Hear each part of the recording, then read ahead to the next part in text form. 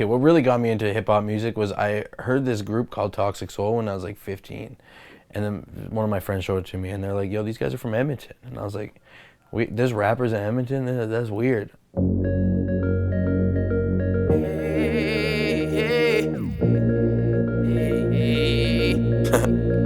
I float away. My mind trying to take me to a new place.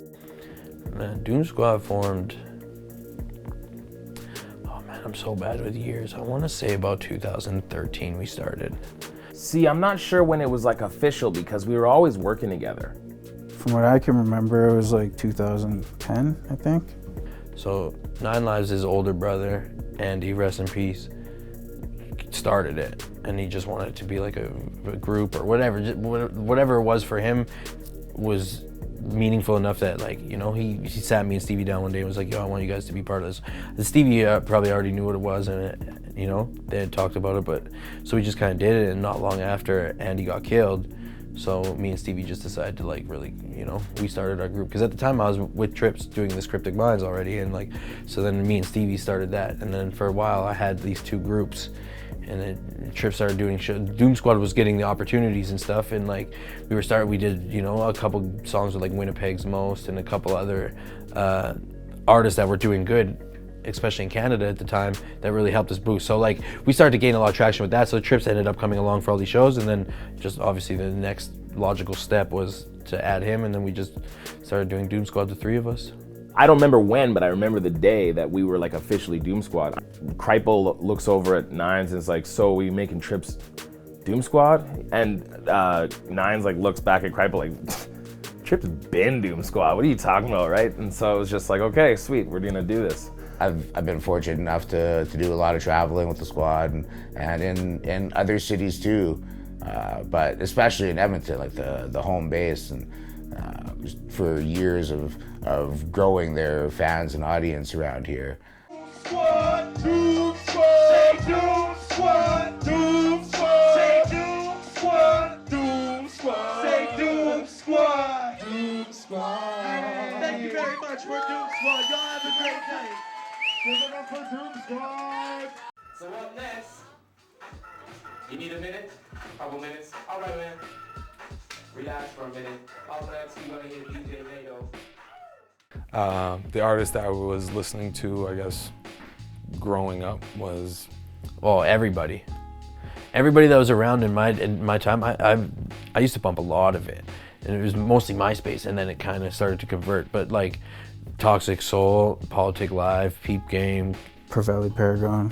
Politic Live was probably the first Edmonton group that I heard about. Kripal and Trips, like, I know that they had their thing going on before I came along. Toxic Soul, Boombox. Yak Dollars and Contraband. Brothers Grimm after that. Contraband and Fatty Jones. Brothers Grimm, Politic Live, like Casmega. Peep Game. I grew up in Millwoods. Peep Game was big in Millwoods. Fatty Jones, all these guys that were all doing shows and were like the bigger guys. I don't use the air quotes like that, but like the bigger guys in Edmonton that were at the time were like, you know, that Casmega, all of these guys. You remember Homegrown Soul Shack? Yeah. That put me on to so many Edmonton artists, because they had that You Already Knew mixtape, and I was like, all of these guys are from Edmonton? I heard about everybody from that, 118. I'm missing so many, but like, yeah, I started listening to everybody after that, because I was like, this is Edmonton, let's go. Homegrown Soul Shack was a hip hop shop, I guess you would call it, on White Avenue, and they sold just like mixtapes and custom clothing, and they had a barber shop in the back, and they would do a whole bunch of really cool stuff. And they also had a music section, and while working there, I had the opportunity to go through and get exposed to a bunch of music. Working at Homegrown Soul Shack, that really gave me an opportunity to see what the scene had available.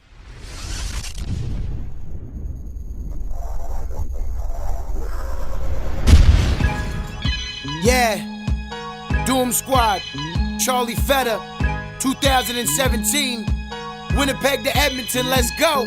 Hey, Who you think you talking to, you little punk? Ignorant chump, boy, you probably vote for Trump. Lots of cancer in the game, you gotta check for lumps. They clear cut in the forest, we only left with stumps. Well, I remember too, we were in the middle of our Cypher series as well. And I think if we want to talk community, that was where we put the majority of our efforts.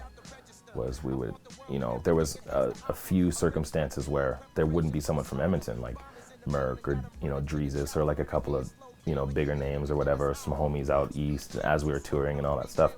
But it started with Edmonton artists, and we would look specifically to people who were working hard and that had passion, right? And then that was our attempt at like trying to bring community to what we were doing, because there's that fear where when you step away from the tribe, that people are gonna get the wrong idea that you don't support like that. And we wanted to make sure that people were feeling that love, even if it was from a distance, because we had our sights set on, like, you know, the top, you know. I'm the product of knowledge and light and ignorance. My innocence a symptom of sin from cynic indifference. But all I've said in this world, they haven't heard it, no. We would know, cause they'd all be suffering from vertigo. I ran away from every open door and towards all the closing ones. I simply can't afford to open more. But it's the hunger inside I find why I'm alive. But why fly when there's Wi-Fi in the sky? If I'm remembering it correctly,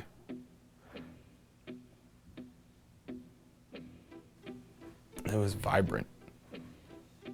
It wasn't because it wasn't vibrant necessarily because it was like the best shows happening all the time, or necessarily the best artists that you would personally want, but it was just, there was something happening and there was something building, and you would see this happening over time, and you would see this in sort of certain events that would literally catapult the scene into like, okay, well, all right, well, what's happening next?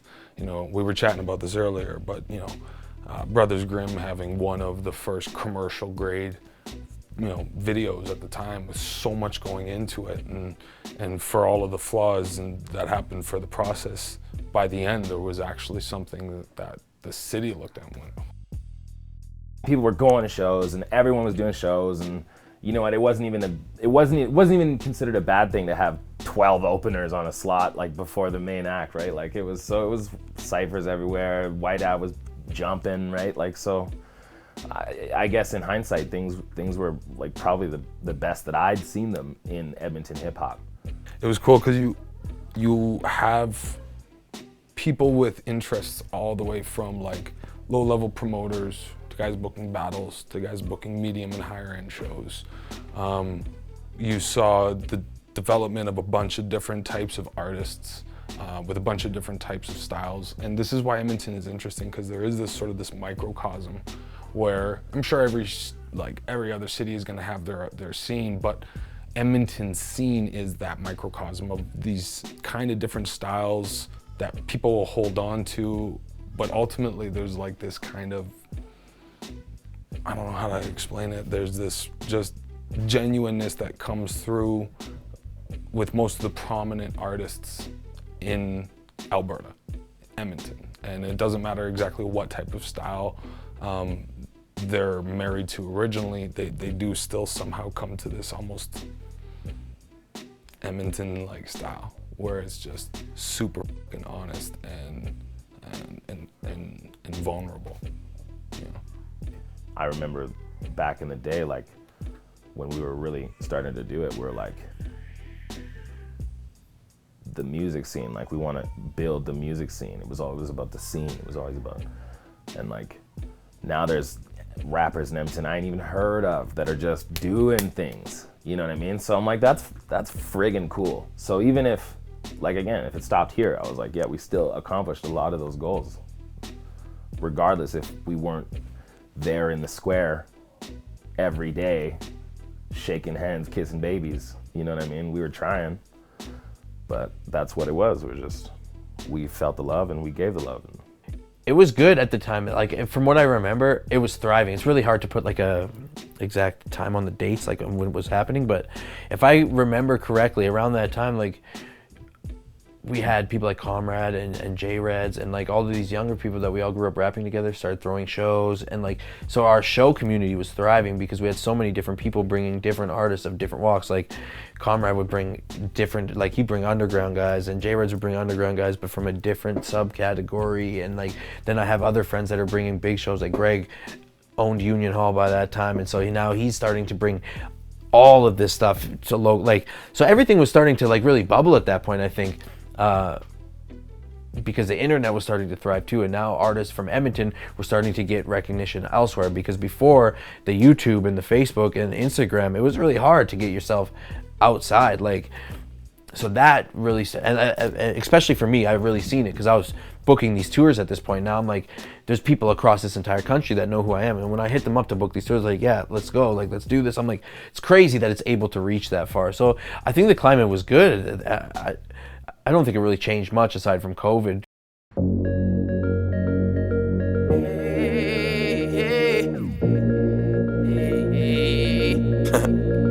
I float away. My mind try to take me to a new place, don't know the way. And I feel like everybody's in my space, just go away. And I got these problems that I gotta face, I'm so afraid. They say everything will be alright one day, well I hope today. The song came about just making the album. We kind of got, at this point, we were all living together. Me, Stevie Trips, and Sonik. We all were living in the same house, so it was really easy. Like that was the fun time, man. You know, so we were just making an album. Kind of like, I was planning the tour. We needed an album to go along with the tour. We already had the Countdown mixtape, so we did the Countdown 2. That's what this was. And we were just making music. We went to Stresses one day, got like 6 beats from him, and that was one of them. Honestly, like it was like any other song, right? There was a beat, and then we had an idea, and we just had a vibe, and we just kind of rolled with it. It was just to be one of many on the repertoire. That was kind of, we were just getting into trying to become a more cohesive sound as a unit and have something more than just bars to offer. You know what I mean? So that was one of the songs that was meant to just kind of represent our growth as a group. You know, I think we didn't really think anything of it. It was just another song. And it was really interesting because we started, I think, picking up the vibe real quickly from each other. And we've always been open about about that stuff. Like I've always been willing to be vulnerable with my music. Like, what is it for, man? This is to heal. This helps me heal just as much as it could help anybody else. I don't do this to help other people. I do this to help myself. But I think being that when you're genuine like that and you talk about your feelings, it has the power to help other people. I think a lot of people relate to it from, like, you know, all artists' point of view, you know, or if they don't, something clicks in for them to be like, well, like, why does he say that, you know, or why is he saying that? They're all coming at their verses from different approaches about what makes them just anxious and emotional, and people, I think, really appreciated that. And that's basically what it is. Like, you got some issues, talk about it. It's, especially as men, we don't talk about our feelings to our bros. But when I sit in a room with my brothers and we want to write a song about it, yo, we can all get deep. And I think that's what made it connect with so many people. It's like, oh, cool, I'm hearing 4 grown men be super friggin' real with me right now, and I can relate to some of that. To me, it was more personal at the time. Like, I didn't even think I was gonna rap about that, you know? But it's just like, I had to get some weight off my chest, I guess, you know? It's healthy to talk about that kind of stuff. So I think, you know, so many people go through it. It's just, yeah, you have to talk about that kind of stuff. You gotta be vulnerable. You gotta be open to, like, being the real you. And that's part of life, is depression, anxiety, and, like, mental illness. Just like at the end, when the song was made, it was just like, okay, yeah, this song was meant to be made, you know? Keep it concealed, everything we build, we gonna continue to build it. See us on the bill, we step up in the building and kill it. Remember when I kissed my best friend on his forehead, praying that I could die with them tears leaving the floor. Where I carried his casket on out to the hearse. How selfish I was at his funeral, my volumes of perks. People really took to that song, and you can see it from the beginning. at any show, you would see people, the crowds would be singing along, which isn't something that happened very frequently for Edmonton groups, let alone more than just the hook. What I can tell you is that locally, at least when the song came on, when we were doing it live, that it created a special energy because it created a special connection with the room, you know? And I think that we could have always ended it on that song and people would have been happy. We never did. We always would do like, you know, IDGAF, but you know. Yeah, I think that, I mean, it was quick enough that people could, that we could do it at a live show without bringing the energy down, which was really important, especially a Doom Squad, and deep enough that people could still connect with it.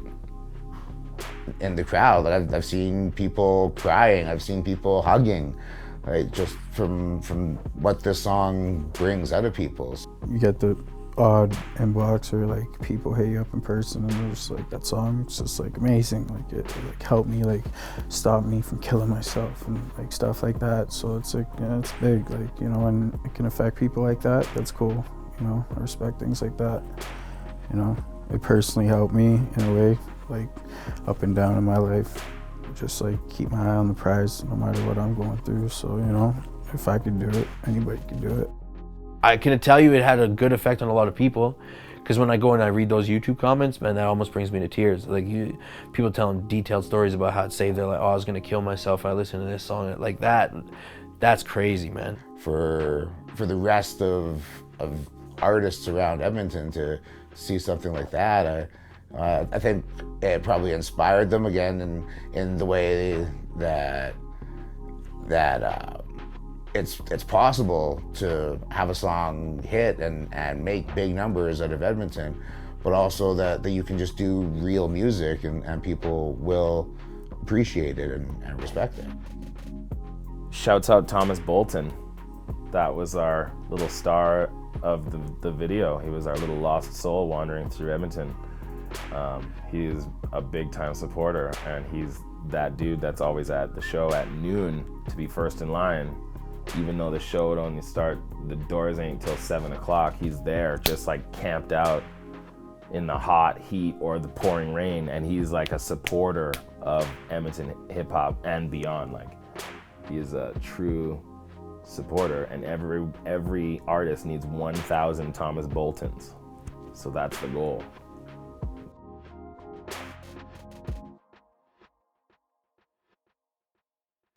When we were making this album, when it was done, this was all of their favorite songs. Lost My Mind, they loved it. And I'm not saying I didn't love it, but there was another song on the album called Mistakes. And I thought that was the one. And I thought Play With Fire was another one. And so I rallied against that being a single. I'm like, this song is 5.5 minutes long and has 4 rapping verses. It just doesn't seem to fit the mold of what a single would be. So when we shot the videos, we didn't even end up doing one for the Mistakes one. We did one for 4 Pound and for the Play With Fire. And about 5 or 6 months, it's hard to gauge the timeline, but like a while after the album come out, I'm looking at the numbers, and Lost My Mind is doing crazy numbers on Spotify. This is around the time Spotify started. So there was no playlist like that. There was maybe like 10 playlists. I'm watching this song jump. Like, I'm just doing 5,000 plays a day, 10,000 plays a day. I'm like, this is crazy. I was like, we should shoot a video. And we were all living together, so we sat in the house one day. And we were just sitting in the basement 10 or 11 in the morning, and it was like, yo, let's go shoot a video for this. Keep in mind, we tried to do a video before. I left this out. We shot a video that was crazy complex. Green screen, cut out in our head, and us inside of our head. But the editing time that it took, we couldn't get the video finished in time that we wanted to promote the album, so we just scrapped it and started working on other things. Fast forward, we're sitting at, let's just go do a video. One location each, and have one of our fans come and just walk around through the whole video like he's lost in his mind, just roaming aimlessly. And so that's what we did, and we did it all that day and put it out, and the numbers on Spotify still continued to climb. The video numbers climbed. It was like, it was very organic. Right away, it got more attention than we expected, and like, so that was on the Countdown to Doomsday 2 album, and like there's some gems. There was a lot of those ones on that album, and we honestly didn't really expect it. We knew that it would probably get some positive feedback, but we didn't expect it to get the majority of the attention on that album. Like, you know, fast forward 10 years later, we didn't think we would still be performing that on stage. You know, people were rapping along with all or some parts of it and just showing love. And I remember the LSD tour, we finished it off here at home, and like we barely even had to sing the song. Everyone was just jamming it for us. Like it was just like, wow, like, you know, if it were to stop right here, I remember my goals as a child, and it was that feeling. So it's like, for all intents and purposes, that was the literal dream. So that was really cool. It was just, it impacted us because it impacted them, right? We didn't expect that.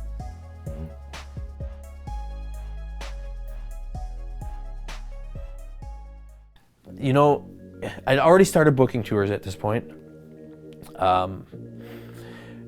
When that song started to do really well, I started noticing a few things.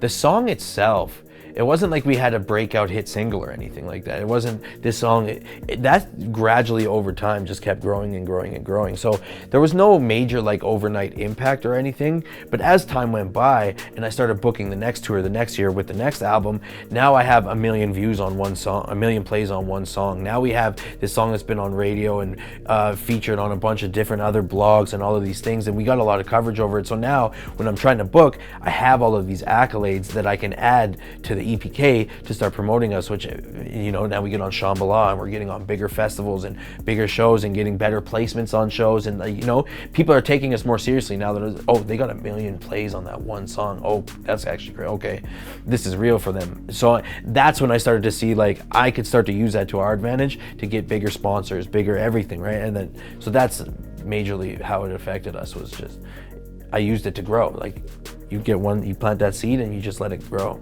You know, water it every day. It has to be like a huge impact as far as one record getting all kinds of play. There was already a lot of attention on Doom Squad by the time that came out. That was like I think it was the 3rd single from the Countdown to Doomsday 2 project.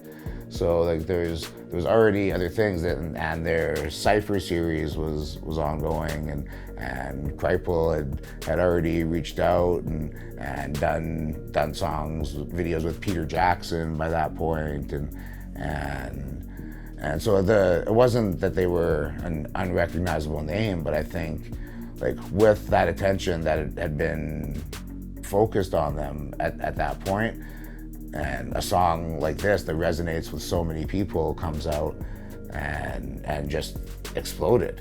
And I think that was maybe not something that they were accounting for, that it would take off like that, but I might be wrong, but I don't think I am. I'm pretty sure it's the first original song by an Edmonton hip hop artist to get over 1 million plays on Spotify. It's actually, I was checking it today, it's 1.3 million on that one, just on Spotify. I don't know iTunes numbers, there's 300,000 views on the video on YouTube. So just for those kind of numbers to happen, I think put a lot of fire inside the boys to do more, and as well kind of reaffirm that they're on the right track, and with their honest and open thoughts. We didn't have much. You know what we had? We had resources and we had a work ethic. We built a studio to record out of because we didn't have the money to keep going to the studio all the time. We learned how to make beats because we couldn't afford to be buying beats all the time. You know, the blessing in disguise for us is Sonik. That's like nobody gives that man enough credit, us included. Like, without him, we wouldn't have any of it. Like the branding, the videos, like this guy kept all of our graphic designs on par. Like all of our tour flyers look professional. The continuity on everything always stayed. Color schemes, all of these things. Like obviously I'm aware of these and I'm adding my input, but without having somebody that can make our videos, all of this random little vlog content or contests or all of these little things that built our brand higher because the quality was good, on par and consistent, was all Sonik. And that was a huge part in people, because music is perception, man. If somebody perceives that you're doing well, they're going to treat you like you're doing well. Or if you look like, so he made the perception of us make bigger because nobody else was doing what we were doing at the consistent rate at that. So I think that would be the effect that maybe made people work harder or see that there's more to it than just going to the studio and posting it on your Facebook page. Because, you know, this is a night and day job. Like, there's a lot. A lot of talent. They definitely have talent, but it's work. It's grinding. It's doing the shows for 2 people and still doing your show and not just hanging it up. And the shows for 2,000 people. And you show up and you reach down and you help bring everyone else up with you.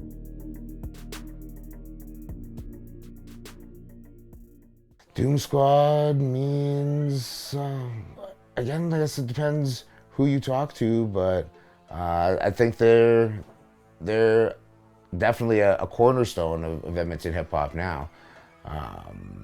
After the fact of everything that they've gone through over the first 10 years or so of the group being an actual thing together, they've established that you can build from the ground up in Edmonton and be successful and still be true to your art and do what you want when you're creating the music.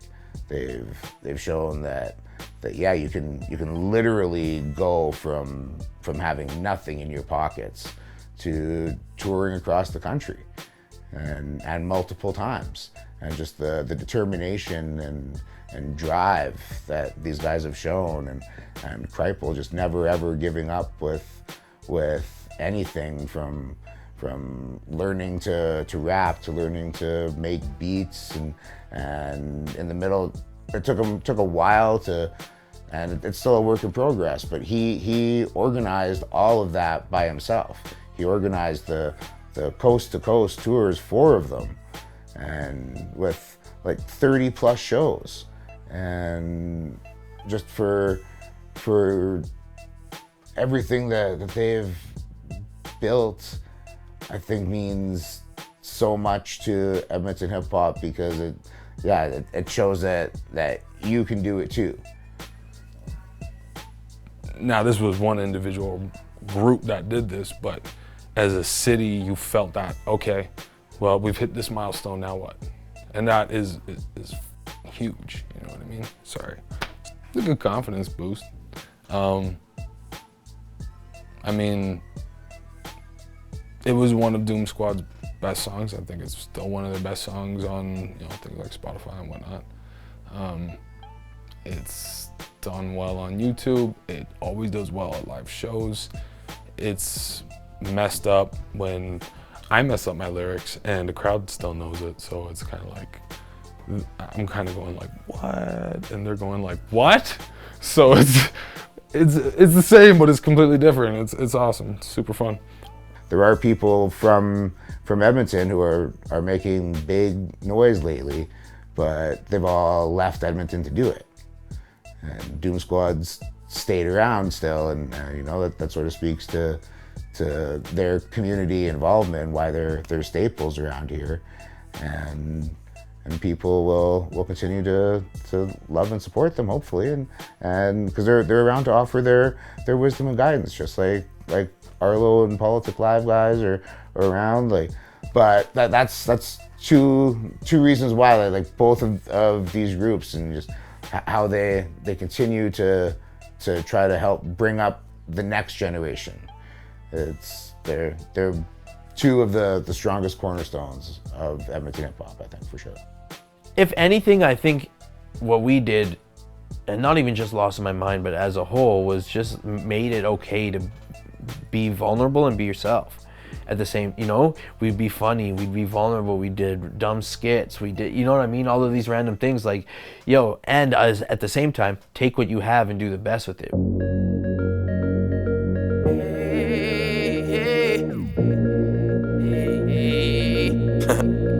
I float away, I float away. My mind try to take me to a new place, don't know the way, don't know the way. And I feel like everybody's in my space, just go away, just go away. And I got these problems that I gotta face, I'm so afraid, I'm so afraid. They say everything will be alright one day, well I hope today. Cause I've been looking for the light, hoping that it come out tonight. It's so cold, got these demons inside, I just wanna figure out why. I don't know. Put my life on the line, I don't even care if I'm fine. Oh no, don't know when the light burned out. In the dark, think about how my life turned out.